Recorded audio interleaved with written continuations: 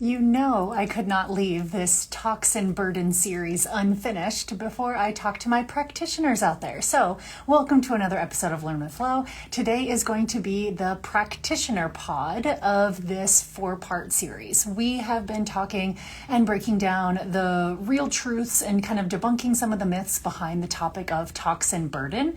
We've really dove in deep with the science if you've been following us with this particular series, because I really wanted us to understand without the fear or kind of like the unnecessary restriction and overwhelm that kind of comes from this conversation. I wanted to have a very real, down to earth, heart to heart, really good opportunity for us to really talk about what toxins are, the bodily systems that we know and love and can support to encourage better detoxification. And that way we live in a place that feels super empowered around this conversation and not something that feels, like I said, overwhelming or fearful or stressful in any way. Because guess what? That slows down your detox pathway. So we have to be very discerning about how we're having this conversation. For all of my practitioners out there that have been following along with this, you know I'm not going to go far without also talking and speaking to how we as practitioners can kind of insert ourselves into this conversation. So today I really want to dive into things like testing. What are the specific toxin testing that we need to be thinking about? What are some of the biggest mistakes and kind of red flags that I tend to see in this toxin burden testing kind of department? And I really want to bring to highlight one of the major, I guess you could say, phenotypes, I'm going to use that word, that is commonly overlooked in this field. And it leads to some inaccuracies in testing and also may lead us down the wrong rabbit hole if we don't know how to identify these particular people. So lead it to say that today we're going to really be diving into all things that are going to be relevant to the practitioner that's going to be guiding somebody through either realizing the overall toxic load on their body and also helping guide someone through encouraging safe detoxification practices as well, because I don't think that this is something that is taught near enough.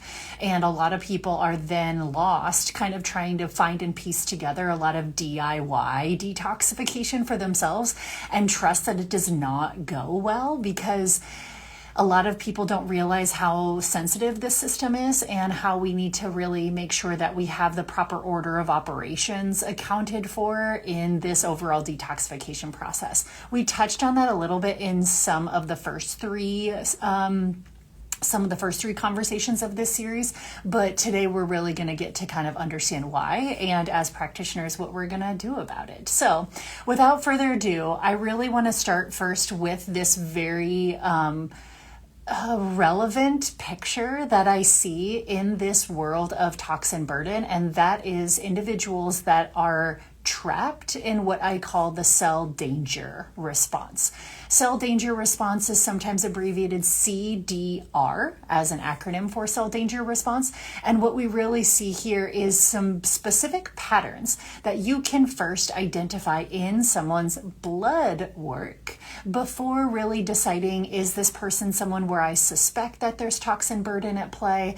Is this someone who I feel like is even ready to open up that can of worms? And more than anything, is this cell danger response something that I'm picking up in blood work and is going to then educate me on how to properly collect toxin testing on this individual? Because if you think about what the cell danger response is it is a very strategic and intentional, the body is doing this on purpose. It's a very strategic and intentional cell defense mechanism is what this cell danger response is. We first really heard about the cell danger response from a researcher by the name of Robert Naveau. Just the name in and of itself is very French. And so what he discovered with this cell danger response is that the cell, when any cells of our body perceive threat, that could be toxins, that could be pathogens, it could be infections, it can be stress, it can be some sort of trauma response, any of that threat that the cell recognizes is then going to elicit a down regulation in energy production. The body is smart. It's like, ooh, there's some threat. There are other high priority items that are going to need to take a bulk of the body's energy. I'm going to start to shut off non-essential processes and start to downregulate. So it starts to tighten the membrane permeability, okay? When you think of your cells, things should go in and out of cells. Namely, minerals like sodium and potassium go in and out of cells. Our body has selective receptors that allow things like glucose and fatty acids into cells. And so what the cell is going to do is it's going to downregulate its overall energy production, and it's going to tighten up the cell membranes, right? It's kind of, you can almost visualize when there is an external threat or stress, we almost like hunker down, even in our homes, right? It's like, oh, close all the windows, close all the shades, close all the blinds, lock the doors. And then everybody like hides and kind of gets quiet, right? It's like we do the same thing, and that's what the cell danger response is. And so the body is shifting then into this like protective kind of sequestered mode, and it's doing that very intentionally. So what happens in that situation when someone maybe has been under chronic toxin burden, chronic stress, significant nutrient deficiencies because of it, what happens is that person is what we classify as a low excreter. Meaning, even if we do suspect that they have toxin burden, even if they do fit a lot of the signs and symptoms, even if they are curious about toxin burden testing, there might be a lot of false negatives.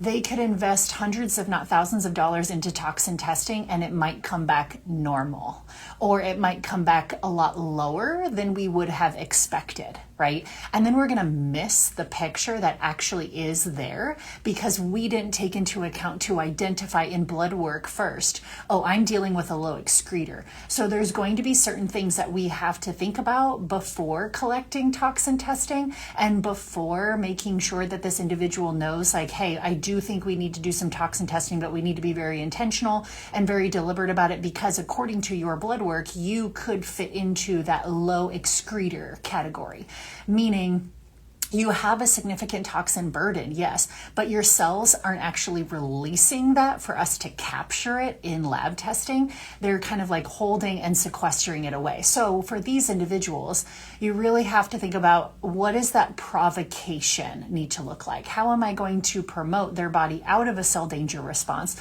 so that I can actually see and visualize what types of toxins actually are present? So a lot of times, like I said, even provocation testing might even elicit a lower than expected toxin burden for what their overall clinical picture might suggest. So to me, that's not necessarily a green light by any means. If there's a low result in a very highly symptomatic client here,